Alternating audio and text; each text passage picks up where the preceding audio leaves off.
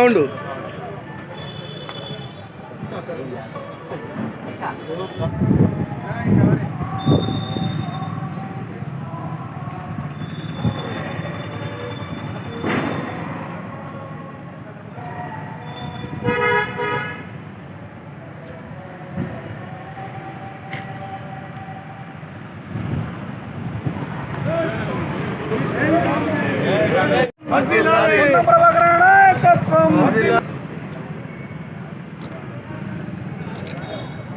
Pension వస్తుంది ఆటోలకు వస్తాను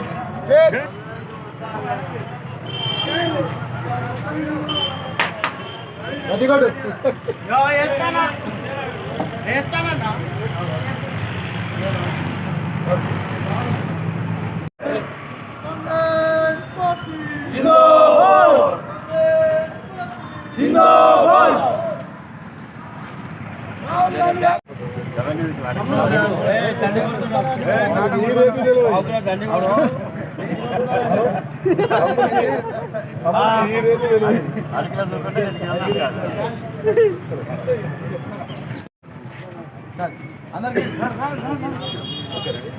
అది పెట్టాలి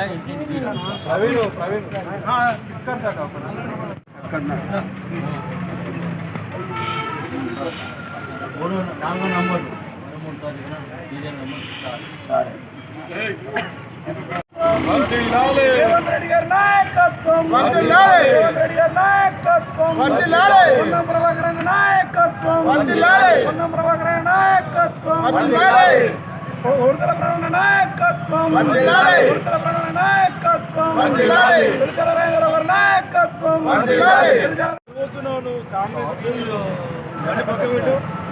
జై కాంగ్రెస్ జై కాంగ్రెస్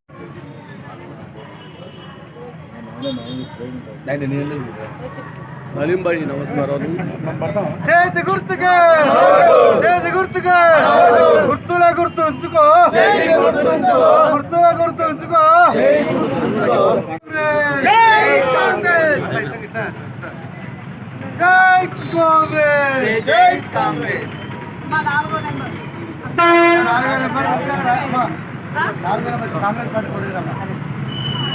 చెప్పిరా ఈరోజు కరీంనగర్ పార్లమెంటు పరిధిలో హుజురాబాద్ నియోజకవర్గంలోని జమ్మికుంట మున్సిపాలిటీ పరిధిలో ఈరోజు అన్ని వార్డు సభ్యులతోటి మా కాంగ్రెస్ కౌన్సిలర్లతోటి సీనియర్ నాయకులతోటి ఈరోజు మరి గడప గడపకి ఇంటింటికి ప్రచారం చేసుకుంటూ వెల్సాల రాజేంద్రరావు గారు ఎంపీ అభ్యర్థిని గెలిపించాలని కోరుతూ మరి మెయిన్ రోడ్డు నుంచి మొత్తం పట్టణంలో పెద్ద ఎత్తున అందరం కలిసి తిరుగుతున్నాం.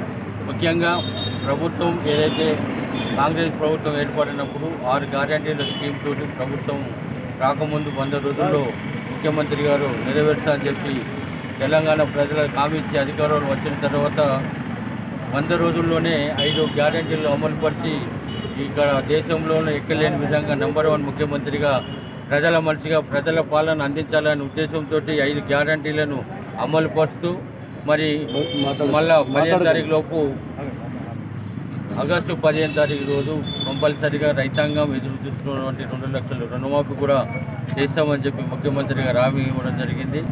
మళ్ళీ అలాగే ఈ మహిళలకు 2500 రూపాయలు మహాలక్ష్మి కింద మరి రాహుల్ గాంధీ గారు కూడా మేనిఫెస్టో విడుదల చేయడం జరిగింది. నేషనల్ వైడ్గా భారతదేశం కాంగ్రెస్ పార్టీ అధికారం వస్తే ఏం చేస్తాము అనే ఉద్దేశంతో ఇవన్నీ పెట్టారు కాబట్టి 5 గ్యారెంటీలు నేను కాంగ్రెస్ పార్టీ నేషనల్ రాహుల్ గాంధీ నాయకత్వంలో అధికారంలో రావాలి, దేశంలో మరి మోడీ ప్రభుత్వాన్ని కూల్చాలనే ఉద్దేశం ఉంటుంది. 5 గ్యారెంటీలతోటి రాష్ట్రంలో 6 గ్యారెంటీలతోటి మరి మేము అమలు పరుచుకుంటూ ముందుకు పోయి ఓట్లు అడిగే చేస్తున్నాం. ఒక పక్క మోడీ రైతు వ్యతిరేక విధానాలు పాటుపడుతూ నల్ల చట్టాలు తెచ్చి రైతాంగాన్ని, భారతదేశ రైతాంగాన్ని నడ్డి విరిచి మరి మద్దతు ధర ఇవ్వకుండా, ఎంఎస్పీ ఇవ్వకుండా లారీలతోటి రైతాంగాన్ని ఒక పక్కపోత పట్టించినటువంటి మోడీ ప్రభుత్వాన్ని గద్దె దింపాలనే ఆలోచనతోటి జోడో యాత్రలో భాగంగా రాహుల్ గాంధీ గారు భారతదేశం కన్యాకుమారి టు కాశ్మీర్ వరకు తిరిగి భారతదేశాన్ని బలపరచాలి, ఈ మతోన్మాదం నుంచి బయటపడాలి. మరి ఇప్పుడు ఏదైతే భారతదేశంలో ఒక నలుగురు పాలిస్తున్నారు, ఆ నలుగురు అమిత్ షా, మోడీ, మరి నడ్డా వీళ్ళందరూ కలిసి భారతదేశాన్ని ముంచుతున్నారు. కాబట్టి మరి దోచుకున్న వాళ్ళు ఆదాని అంబానీ తప్ప మరి దేశాన్ని బాగుపరిచే పరిస్థితి లేదు. కాబట్టి ఒక పక్క నిరుద్యోగ యువత, ఒక పక్క ఉద్యోగం రాగానే 15 లక్షల రూపాయలు ఇస్తాం, ధన ఖాతాలు ఓపెన్ చేయండి అని చెప్పి భారతదేశ యువతను, ప్రజలను పక్కతో పట్టించిన మోడీ ప్రభుత్వాన్ని గద్దెదించాలని చెప్పి మరి ఏడాదికి 2 లక్షల నుంచి 2 కోట్ల మరి ఉద్యోగాలు ఇస్తానని చెప్పి ఇప్పటి వరకు 10 ఏళ్లలో దాదాపు 20 కోట్ల ఉద్యోగాలు ఇవ్వకుండా మోడీ ప్రభుత్వం మరి ప్రజలను మభ్యపెట్టి అధికారం చెలాయిస్తుంది.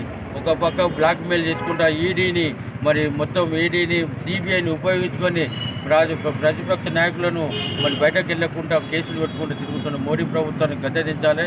ఒక పక్క మరి రాముని పేరు మీద, ఒక పక్క రాముడు అక్కడ కళ్యాణం కాకముందే మరి అక్షింతలు దేశమంతా పంచి మరి ఒక పక్క బస్టాండ్ల పొంట కానీ రోడ్ల పొంట మరి చిప్పల పెట్టి రాముని ఓట్లాడుకునే దిక్కుమాలిన ప్రయత్నాలు బీజేపీ చేస్తున్నారు. కాబట్టి ప్రభుత్వాన్ని గద్దెదించి రాష్ట్రంలో తెలంగాణ ప్రభుత్వం కూడా మరి ఇక్కడ ఉన్న కేసీఆర్ 10 ఏళ్ల పాలనను దివాలా తీసి పార్టీని మొత్తం దివాలా తీసి ఖజానాన్ని దివాలా తీసి మొత్తం ఏడికాడికి నాకిళ్ళు పీకిళ్ళు మొత్తం అయ్యప్పుడు మామూలు కలిసి మరి ఇక్కడ 4 నెలలకు పాలించే సత్యం లేవు, సామర్థ్యం లేదని కేసీఆర్ మాట్లాడుతున్నారు.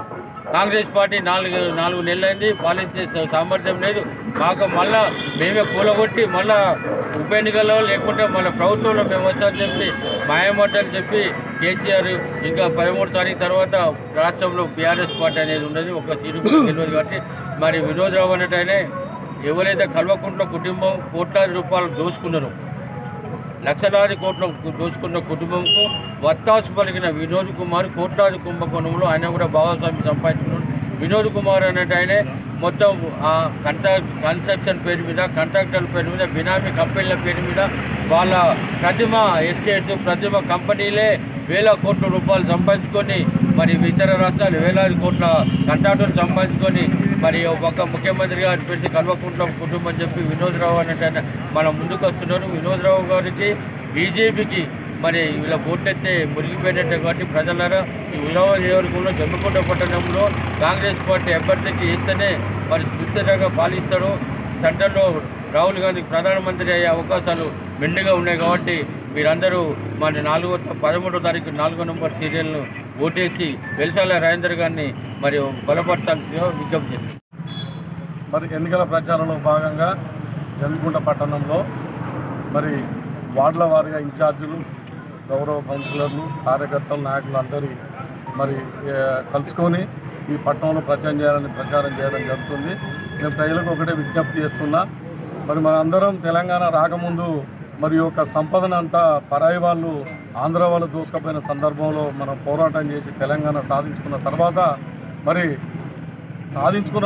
తెలంగాణ రాష్ట్ర సొమ్మంతా మరి కేసీఆర్ గారి ప్రభుత్వంలో, కేసీఆర్ నాయకత్వంలో వాళ్ళే దోసుక తిన్నారు.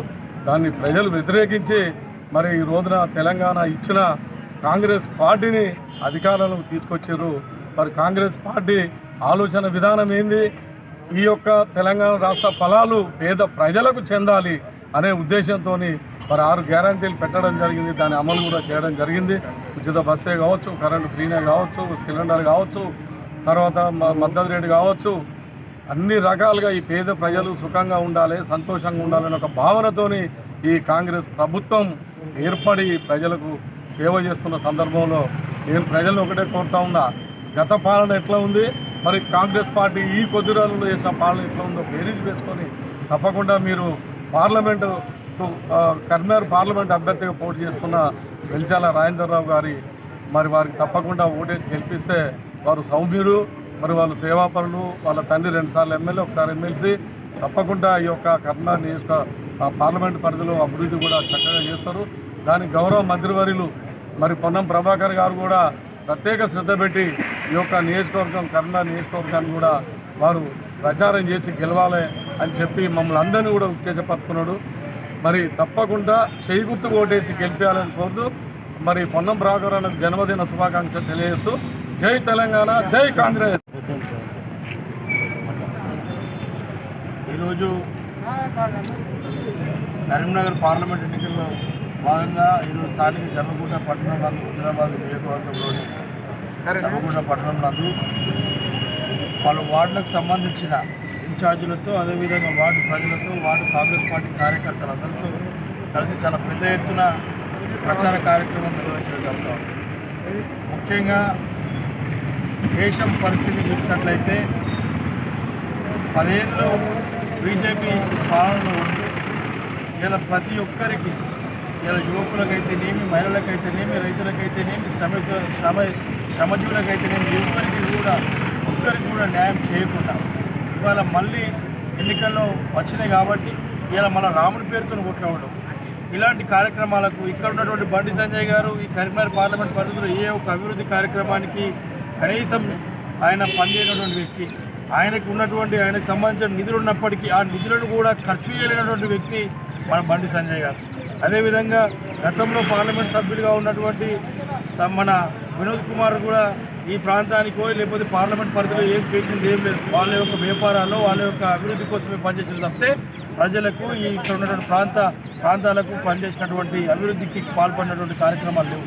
కానీ మా నాయకులు పెద్దలు ఈరోజు మంత్రిగా ఉన్నటువంటి పొన్నం ప్రభాకర్ అన్న గారు ఆనాడు ఎంపీగా ఉన్నప్పుడు ఈ ప్రాంతంలో ఉన్నటువంటి రైల్వే స్టేషన్ కావచ్చు, అదేవిధంగా రైలు ఆపడంలో కావచ్చు, అదేవిధంగా ట్రాన్స్పోర్ట్లు సంబంధించినటువంటి అది కావచ్చు, తర్వాత వివిధంగా ఈ ప్రాంతంలో ఎక్కడెక్కడ ఏమేమి అవసరం ఉన్నాయో అవన్నింటినీ కూడా ఆయన తప్పకుండా నెలకు 2 సార్లు ప్రతి ఒక్క నియోజకవర్గాన్ని సందర్శిస్తూ ప్రజలకు అందుబాటులో ఉంటూ సేవలు అందించినటువంటి నాయకులు, మహనీయులు, పెద్దలు మా అన్న పొన్నం ప్రభాకర్ అన్న గారు. అదేవిధంగా ఈరోజు మీ అమూల్యమైనటువంటి ఓటు చేతి గుర్తుపైన ఓటు వేసి వెలిచాల రాజేంద్రరావు గారు గెలిపిస్తే తప్పకుండా ఇక్కడ రాష్ట్రంలో ఉన్నటువంటి ప్రభుత్వం, అదేవిధంగా రేపు దేశంలో రాబోయేది కూడా కాంగ్రెస్ ప్రభుత్వమే కాబట్టి, ఇండియా గవర్నమెంటే కాబట్టి తప్పకుండా ఏ ఒక్కరు కూడా ఓటును వృధా చేయకుండా కాంగ్రెస్ పార్టీ చేతి గుర్తుపైన ఓటేసి అత్యధిక మెజార్టీతో వెలిచాల రాజేంద్రరావు గారికి గెలిపించాలని చెప్పేసి కోరుకుంటూ తప్పకుండా పొన్నం ప్రభాకర్ నేతృత్వంలో, అదేవిధంగా ఈ ప్రాంత ఇన్ఛార్జ్ ఒడిదల ప్రణవబాబు గారి నేతృత్వంలో తప్పకుండా ప్రతి ఒక్క కాంగ్రెస్ కార్యకర్త నడుము బిగించి తప్పకుండా కాంగ్రెస్ పార్టీ గెలుపుకోవాలని కృషి చేస్తారని తెలియజేస్తూ జై హింద్. రాష్ట్రంలో కానీ దేశంలో కానీ అసహనం పెరిగిపోతుంది. బీజేపీకి ఓటు వేయటం ద్వారా రాజ్యాంగాన్ని మారుస్తారని, బడుగు బలహీన వర్గాలకు సంబంధించినటువంటి రిజర్వేషన్లు మారుస్తారని బాహాటంగా బీజేపీ చెప్తుంది.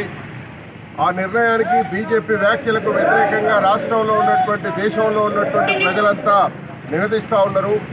దేశవ్యాప్తంగా రాహుల్ గాంధీ గారి నాయకత్వాన్ని ఈ దేశ ప్రజలు కోరుకుంటున్నారు. రాష్ట్రంలో మొన్ననే 4 నెలల కింద కాంగ్రెస్ ప్రభుత్వం ఏర్పడ్డది. 6 గ్యారంటీల్ని, 6 పథకాలని రాష్ట్ర ప్రజల కోసం రాష్ట్ర ముఖ్యమంత్రి గారు కాంగ్రెస్ పార్టీ ఏర్పాటు చేయనది. త్వరలోనే ఆగస్టు 15 లోపే రైతులకు సంబంధించినటువంటి రుణమాఫీని కూడా చేస్తారని రాష్ట్ర ముఖ్యమంత్రి గారు ప్రజా సమక్షంలో చెప్పారు. రైతులకు ఇచ్చిన, ప్రజలకు ఇచ్చినటువంటి, మహిళలకు ఇచ్చినటువంటి ఏ ఒక్క వాగ్దానాన్ని కూడా మొదటి నుంచి కాంగ్రెస్ నెరవేరుస్తూనే వచ్చింది, ఎక్కడ మాట తప్పలేదు. కావున కరీంనగర్ పార్లమెంట్లో వెలిచాల రాజేంద్రరావు గారి చేతి గుర్తు మీద 13వ తారీఖు నాడు ఓటు వేసి అత్యధిక భారీ మెజార్టీతో గెలిపించాలని కరీంనగర్ నియోజకవర్గ ప్రజల్ని, హుజరాబాద్ నియోజకవర్గ ప్రజల్ని, జమ్మికుంట పట్టణ ప్రజల్ని కోరుతా ఉన్నాం. అందులో భాగంగానే మొత్తం జమ్మికుంట పట్టణ నాయకత్వంగా సమిష్టిగా ఈరోజు పట్టణ రహదారుల వెంట, ప్రధాన దారుల వెంట ఉన్నటువంటి వ్యాపారస్తుల్ని, వచ్చిపోయేటువంటి ప్రజల్ని కలవాలని, చేతి గుర్తుకు ఓటు అడగాలని చెప్పి నిర్ణయించి ఈరోజు ప్రచారం జరుగుతుంది. కావున పట్టణ ప్రజలంతా చేతి గుర్తు మీద ఓటు వేసి గెలిపించాలని, బీజేపీ మాయాజాలంలో పడొద్దని, కేవలం రాముని పేరుతో ఓటు అడిగేటువంటి బీజేపీకి ఓటు వేయొద్దని, నెహ్రూ కాలం నుంచి నేటి వరకు కాంగ్రెస్ చేసినటువంటి అభివృద్ధిని పరిశీలించి ఓటు మరీ వేయాలని చెప్పి అందరినీ కోరుతూ జై కాంగ్రెస్.